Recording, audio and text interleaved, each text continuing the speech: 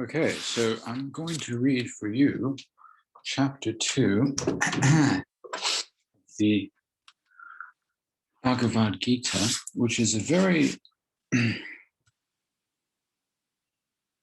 important spiritual text. I would say that the second chapter is the most important, really, because it just sums the whole thing up, really. It's a dialogue between Arjuna, who is a warrior, and Krishna, who is the Supreme Personality of Godhead. So there have been so many commentaries that kind of conflict with each other on the Gita, and just closing the window here.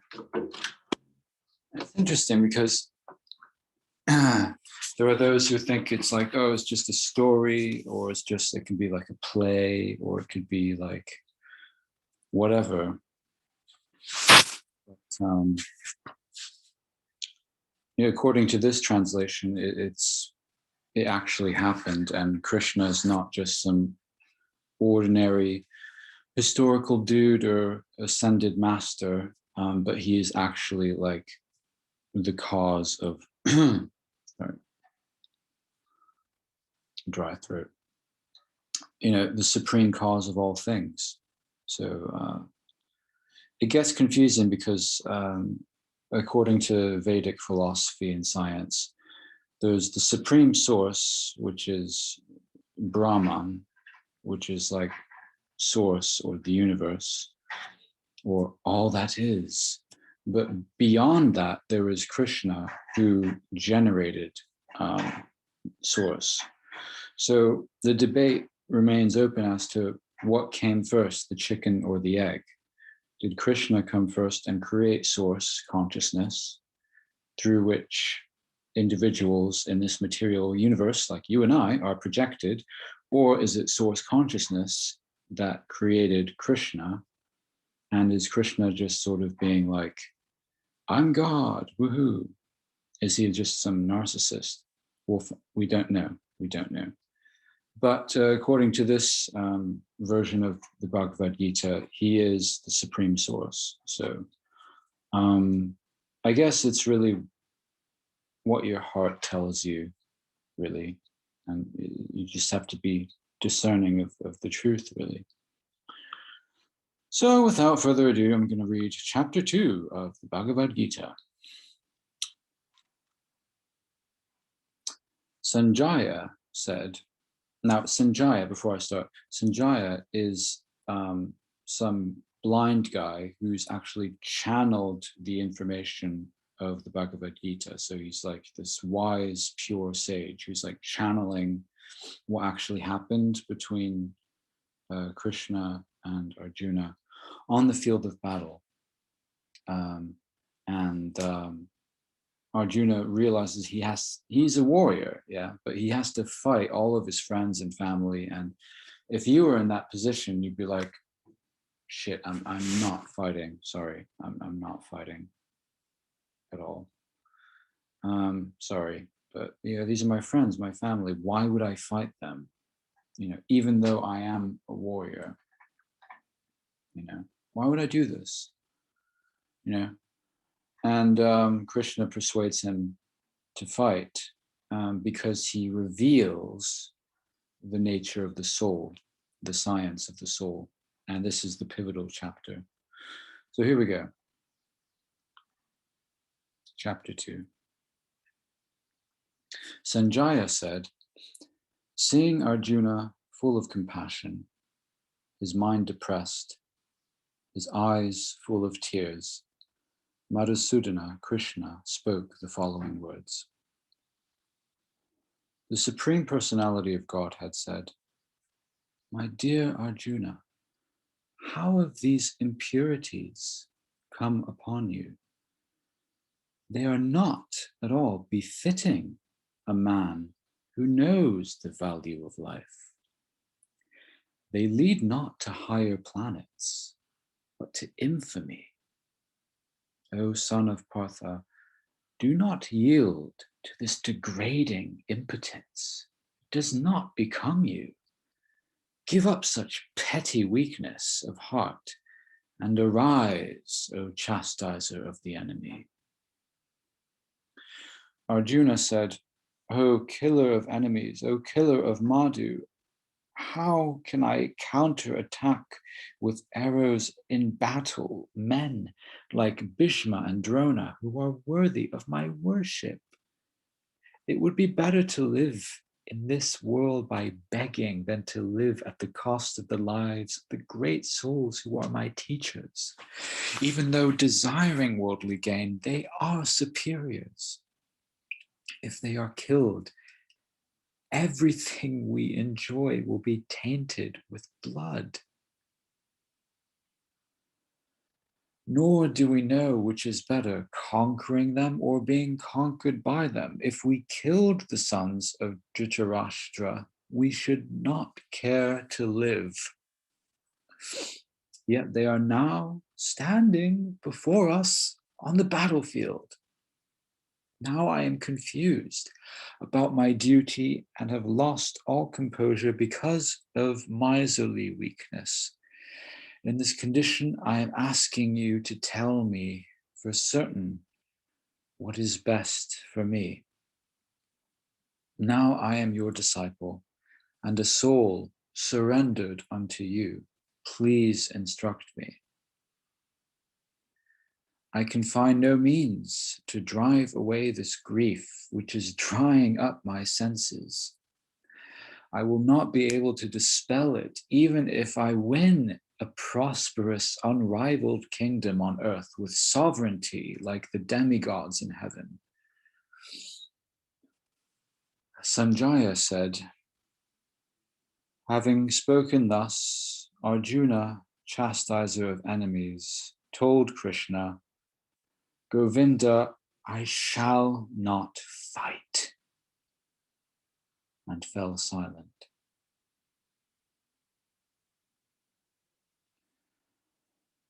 O descendant of Bharata, at that time Krishna, smiling, in the midst of both the armies, spoke the following words to the grief-stricken Arjuna. The Supreme Personality of Godhead said, while speaking learned words, you are mourning for what is not worthy of grief. Those who are wise lament neither for the living nor for the dead.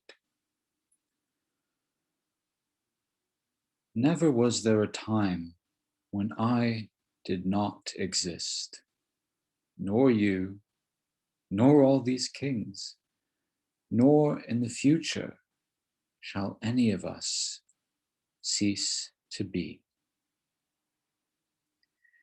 As the embodied soul continuously passes in this body from boyhood to youth to old age, the soul similarly passes into another body at death. A sober person is not bewildered by such a change. O son of Kunti, the non-permanent appearance of happiness and distress and their disappearance in due course are like the appearance and disappearance of winter and summer seasons. They arise from sense perception, O scion of Bharata, and one must learn to tolerate them without being disturbed. O best among men, the person who is not disturbed by happiness and distress and is steady in both is certainly eligible for liberation. Those who are seers of the truth have concluded that of the non-existent, there is no endurance, and of the eternal, there is no change. This they have concluded, by studying the nature of both, that which pervades the entire body you should know to be indestructible. No one is able to destroy that imperishable soul. The material body of the indestructible, immeasurable, and eternal living entity is sure to come to an end. Therefore, fight, O descendant of Bharata. Neither he who thinks the living entity the slayer, nor he who thinks it slain, is in knowledge. For the self slays not, nor is slain. For the soul, there is neither birth nor death at any time. He has not come into being, does not come into being, and will not come into being. He is unborn, eternal, ever existing, and primeval. He is not slain when the body is slain. O Partha, how can a person who knows that the soul is indestructible, eternal, unborn, and immutable kill anyone or cause anyone to kill? As a person puts on new garments, giving up old ones, the soul similarly accepts new material bodies, giving up the old and useless ones. The soul can never be cut to pieces by any weapon, nor burned by fire, nor moistened by water, nor withered by the wind. This individual soul is unbreakable and insoluble, and can neither be burned nor dried. He is everlasting, present everywhere, unchangeable, immovable, and eternally the same.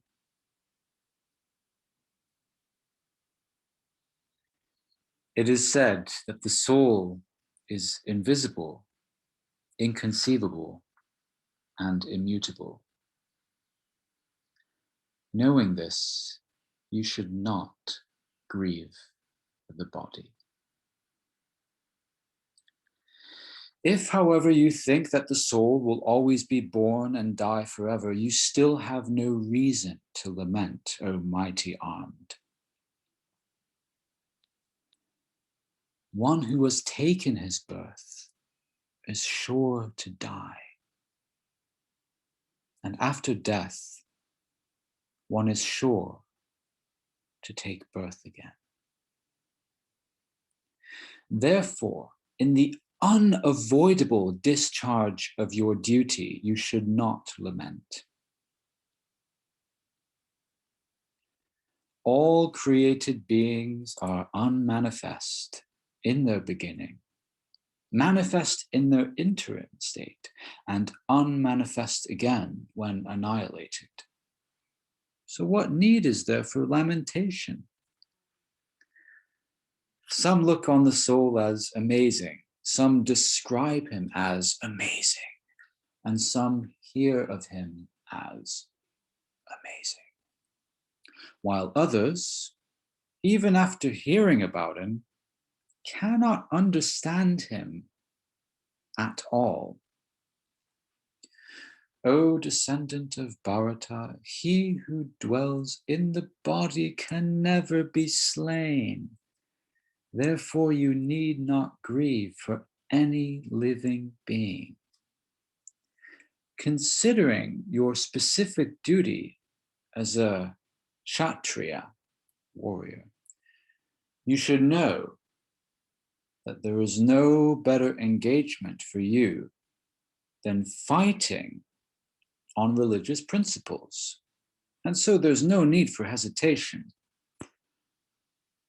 O Partha, happy are the Kshatriyas to whom such fighting opportunities come unsought, opening for them the doors of the heavenly planets. If, however, you do not perform your religious duty of fighting, then you will certainly incur sins for neglecting your duties and thus lose your reputation as a fighter. People will always speak of your infamy, and for a respectable person, dishonor is worse than death. The great generals who have highly esteemed your name and fame will think that you have left the battlefield out of fear only, and thus they will consider you insignificant. Your enemies will describe you in many unkind words and scorn your ability. What could be more painful to you, O son of Kunti? Either you will be killed on the battlefield and attain the heavenly planets, or you will conquer and enjoy the earthly kingdom. Therefore, get up with determination and fight. Do thou fight for the sake of fighting, without considering happiness or distress, loss or gain, victory or defeat, and by doing so you shall never incur sin. Thus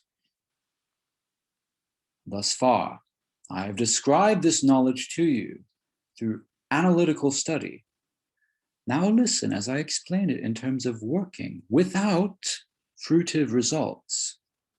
O son of Partha, when you act in such knowledge, you can free yourself from the bondage of works. In this endeavor, there is no loss or diminution, and a little advancement on this path can protect one from the most dangerous type of fear. Those who are on this path are resolute in purpose, and their aim is one. O beloved child of the Kurus, the intelligence of those who are irresolute is many-branched. Men of small knowledge are very much attached to the flowery words of the Vedas, which recommend various fruitive activities for elevation to heavenly planets, resultant good birth, power, and so forth. Being desirous of sense gratification and opulent life, they say there is nothing more than this. This is it. In the minds of those who are too attached to sense gratification and material opulence, and who are bewildered by such things, the resolute determination for devotional service to the Supreme Lord does not take place. The Vedas deal mainly with the subject of the three modes of material nature. O Arjuna, become transcendental to these three modes, be free from all dualities and from all anxieties for gain and safety, and be established in the self. All purposes served by a small well can at once be served by a great reservoir of water. Similarly, all the purposes of the Vedas can be served to one who knows the purpose behind them. You have a right to perform your prescribed duty, but you are not entitled to the fruits of action. Never consider yourself the cause of the results or of your activities, and never be attached to not doing your duty. Perform your duty equiposed, O Arjuna, abandoning all attachment to success or failure. Such equanimity is called yoga.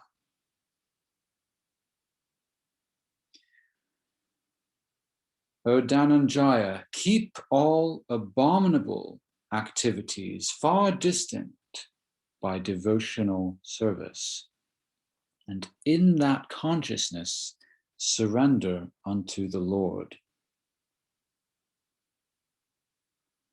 Those who want to enjoy the fruits of their work are misers.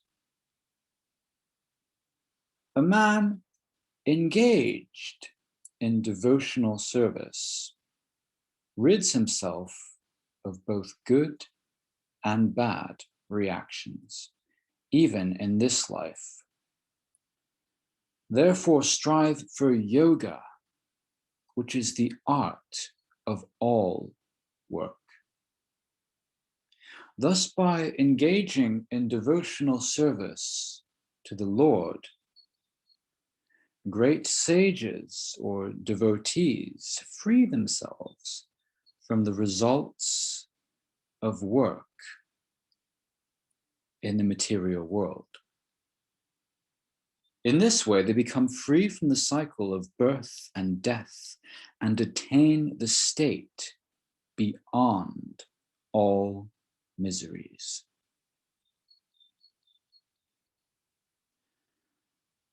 When your intelligence has passed out of the dense forest of delusion, you shall become indifferent to all that has been heard and all that is to be heard.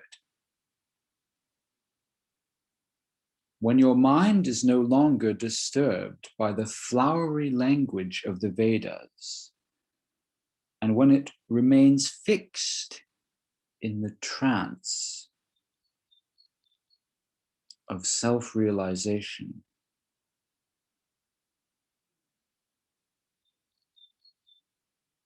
then you will have attained the divine consciousness.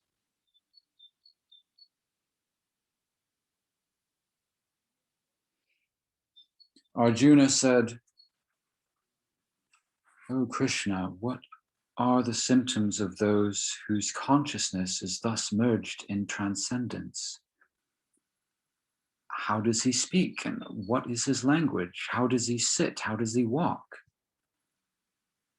The Supreme Personality of Godhead said, "O Partha, when a man gives up all varieties of desire for sense gratification, which arise from mental concoction, when his mind, thus purified, finds satisfaction in the self alone, then he is said to be in pure, transcendental consciousness."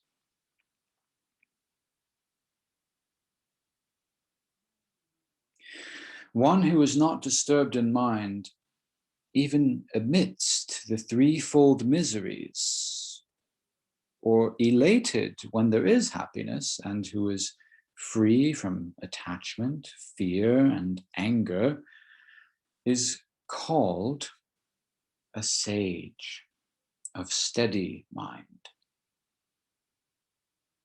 In the material world, one who is unaffected by whatever good or evil he may obtain, neither praising it nor despising it, is firmly fixed in perfect knowledge.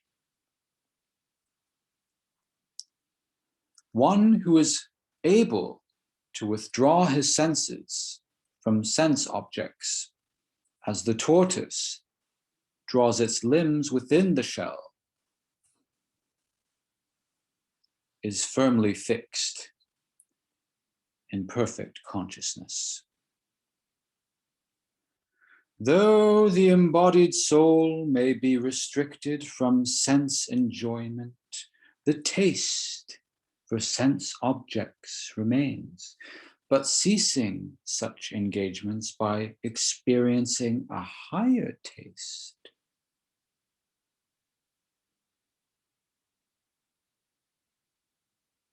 He is fixed in consciousness.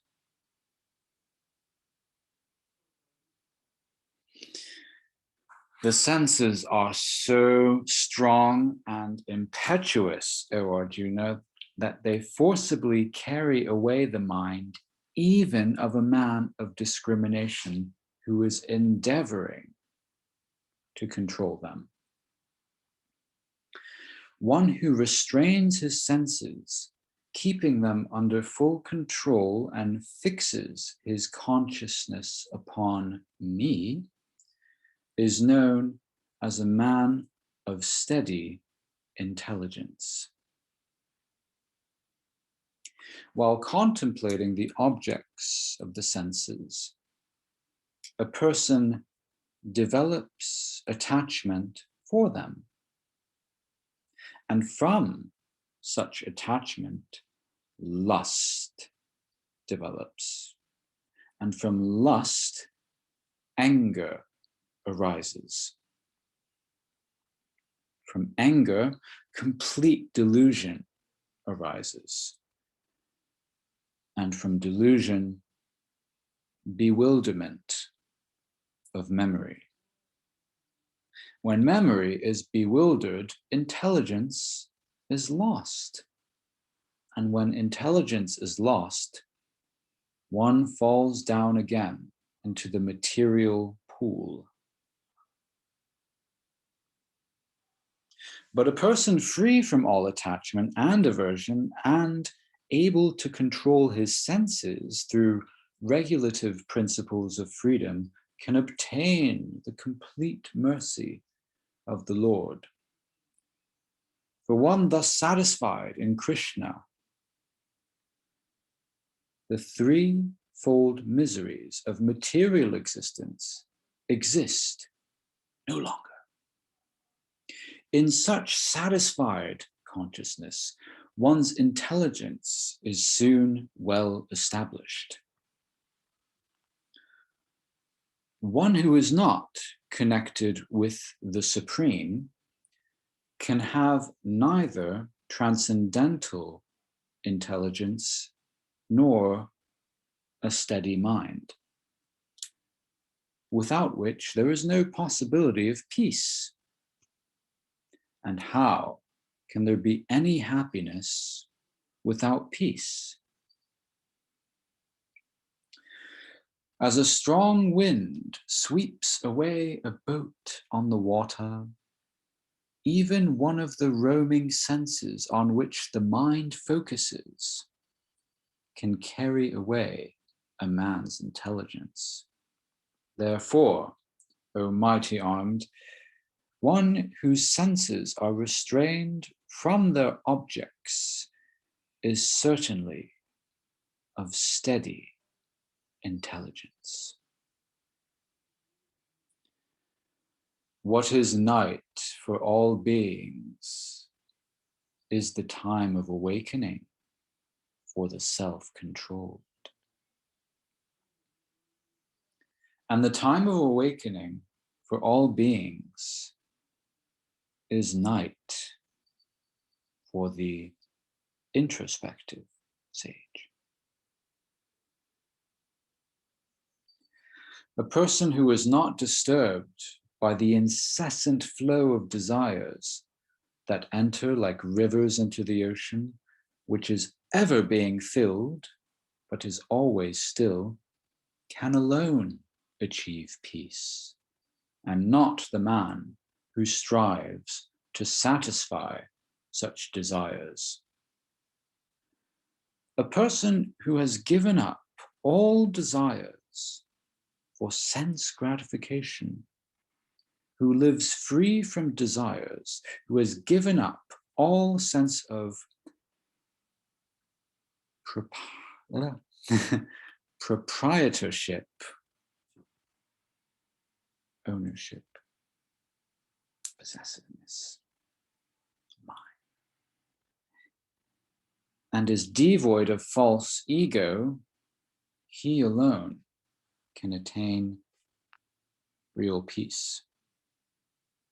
That is the way of the spiritual and godly life, after attaining which a man is not bewildered. If one is thus situated, even at the hour of death, one can enter into the kingdom of God.